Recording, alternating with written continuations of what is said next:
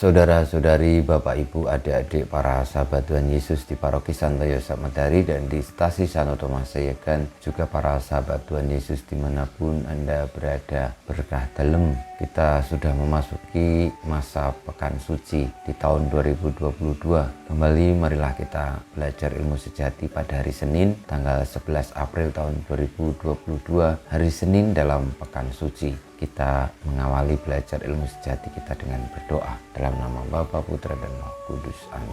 Allah yang Maha Kuasa, kami sering patah semangat karena kelemahan kami. Maka kami mohon semoga berkat sengsara Putramu, Tuhan kami Yesus Kristus, kami mendapat kekuatan baru. Sebab Dialah yang hidup dan berkuasa, yang bersama dengan Dikau dalam persatuan Roh Kudus, Allah sepanjang segala masa.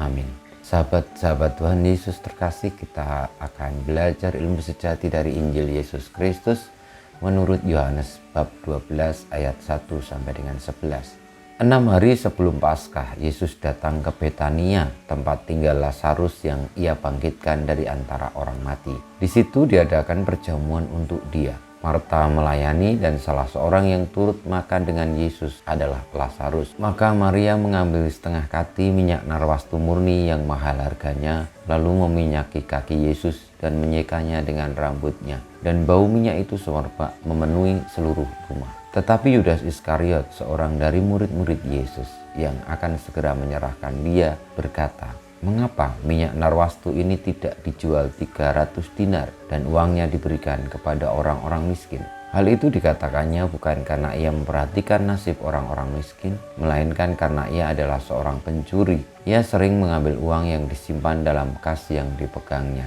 Maka kata Yesus, "Biarkanlah dia melakukan hal ini mengingat hari penguburanku. Karena orang-orang miskin selalu ada padamu, tetapi aku tidak akan selalu ada pada kamu." Banyak orang Yahudi mendengar bahwa Yesus ada di Betania, maka mereka datang, bukan hanya karena Yesus, melainkan juga untuk melihat Lazarus yang telah dibangkitkannya dari antara orang mati. Lalu imam-imam kepala bermufakat untuk membunuh Lazarus juga, sebab karena dialah banyak orang Yahudi meninggalkan mereka dan percaya kepada Yesus. Demikianlah sabda Tuhan, terpujilah Kristus.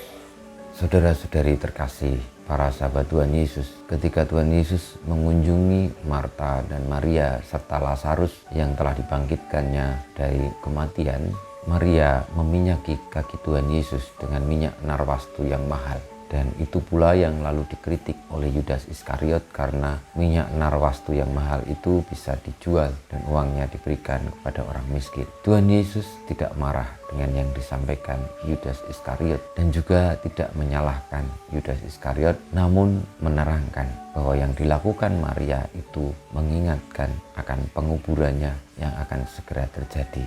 Tuhan Yesus mengingatkan kepada kita semua bahwa pengorbanan adalah jalan menuju kepada kehidupan dan tidak bisa dihindari. Maria yang meminyaki kaki Tuhan Yesus mengingatkan kita semua bahwa Tuhan Yesus pun mengalami penderitaan sama seperti manusia, bahkan lebih hina, karena manusia yang lain mungkin bisa dikuburkan dengan dihormati, dengan diberikan minyak yang harum, dengan sungguh-sungguh diberikan penghormatan yang layak. Tetapi Tuhan Yesus tidak akan mendapatkan itu, sehingga apa yang dilakukan Maria adalah supaya Yesus sama seperti kita manusia pun layak mendapatkan penghormatan, meski akhirnya oleh manusia ditolak, dibuang, dan dilupakan. Kita mohon berkat Tuhan, semoga dalam pekan suci ini kita boleh semakin memiliki hati seperti hati Tuhan Yesus dan memahami setiap hal yang disabdakannya, yang dikehendakinya untuk kita lanjutkan dalam kehidupan ini. Kemuliaan kepada Bapa dan Putra dan Roh Kudus seperti pada permulaan, sekarang, selalu, dan panjang segala abad. Amin. Ya Yesus, jadikanlah hati kami seperti hati-Mu.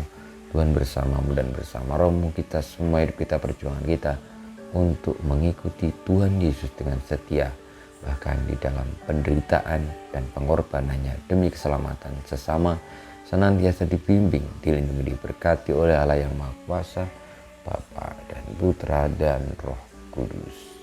Amin.